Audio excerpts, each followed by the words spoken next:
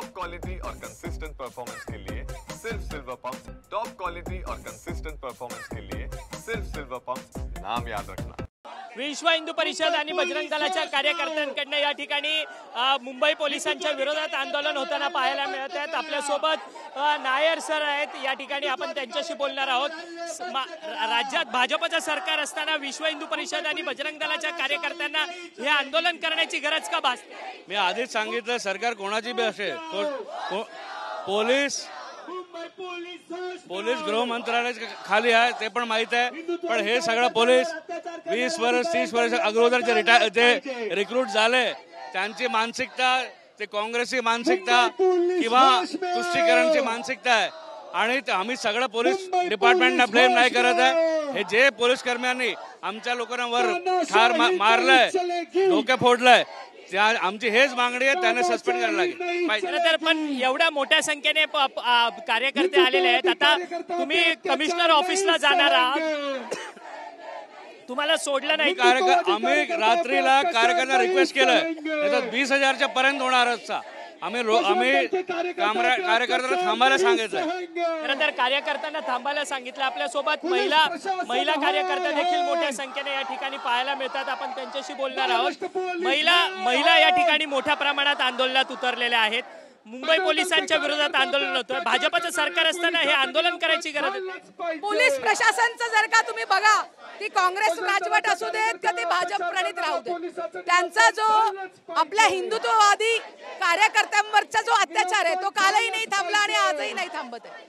आम्ही जेव्हा love जिहादच्या cases घेऊन आतमध्ये पोलिसांकडे जातो तेव्हा त्यांची भूमिका खूप संदिग्ध की आपल्याच, कारण सगळे जे विश्व हिंदू परिषदेचे कार्यकर्ते हे सेवा सुरक्षा संस्कार एका संस्काराने घडलेली कार्यकर्ते, देव देश आणि धर्मासाठी समर्पण आहे।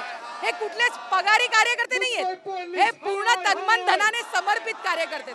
मग अशा कार्यकर्त्यांवरती जेव्हा आपण न्याय मागायला जातो तेव्हा आपल्या कार्यकर्त्यांना ज्या पद्धतीने मारलं जातं, म्हणजे आपण काय जिहादी अतिरेकी आहोत का? मला हे विचारायचंय की आम्ही काय जिहादी आहोत का?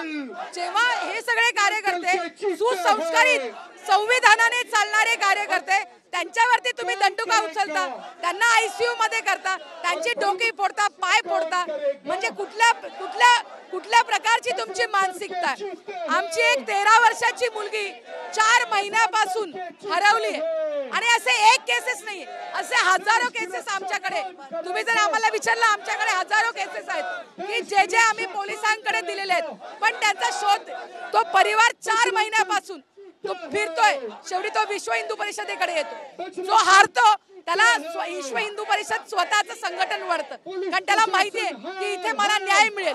आणि आम्ही तो घेऊन जेव्हा पोलिसांकडे जातो तेव्हा आमची पण निराशा होते। खरं तर हे तुम्ही पोलिसांवरती आरोप लावताय, परंतु हे पोलीस खातं गृह खात्याच्या अंतर्गत आहे, मग हे गृह खात्याचं फेल्युअर नाही म्हणता येईल का, जे तुम्हाला सपोर्ट नाही करत? यावरती आदरणीय मुख्यमंत्र्यांनी लक्ष घातलं पाहिजे।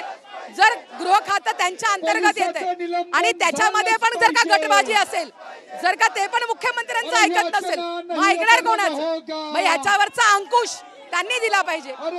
आम्ही तर तन्मन धनाने काम करतोय की नाही, आम्हाला तर न्याय पाहिजे। परंतु मुख्यमंत्र्यांकडेच गृह खातं आहे, मग मुख्यमंत्री जबाबदार आहे का या सगळ्याला? मुख्यमंत्री जबाबदार पूर्ण आहेत असं आम्ही म्हणणार नाही, कारण पोलीस प्रशासनामध्ये आपण अनेक वर्षांपासून बघतोय की तिथे पण गटबाजी आहे आणि ती गटबाजी हिंदुत्ववादी कार्यकर्त्यांवरती जेव्हा दंडूक उचलतात तर याच्यामध्ये मुख्यमंत्र्यांनी निश्चित लक्ष घातलं पाहिजे आणि म्हणूनच आम्ही पोलीस प्रशासनाकडे हा न्याय मागायला आलेलो आहोत। तर धन्यवाद, तुम्ही आमच्याशी बातचीत केली। अनेक कार्यकर्ते आहेत हिंदुत्ववादी संघटनांचं, त्यांचं म्हणणं आहे की मुख्यमंत्री आमचं ऐकतात, मात्र या गृह खात्यातले जे पोलीस अधिकारी आहेत ते मात्र आमच्या सोबत नाही आहेत, त्यामुळे आज आम्हाला ही आंदोलन करण्याची परिस्थिती जी आहे ती उद्भवली आहे, असं म्हणणं जे आहे ते बजरंग दल आणि विश्व हिंदू परिषदेच्या कार्यकर्त्यांचं म्हणणं आहे। व्हिडिओ जर्नलिस्ट हरीश नेगीसह अक्षय मंकणी, TV9 मराठी, मुंबई।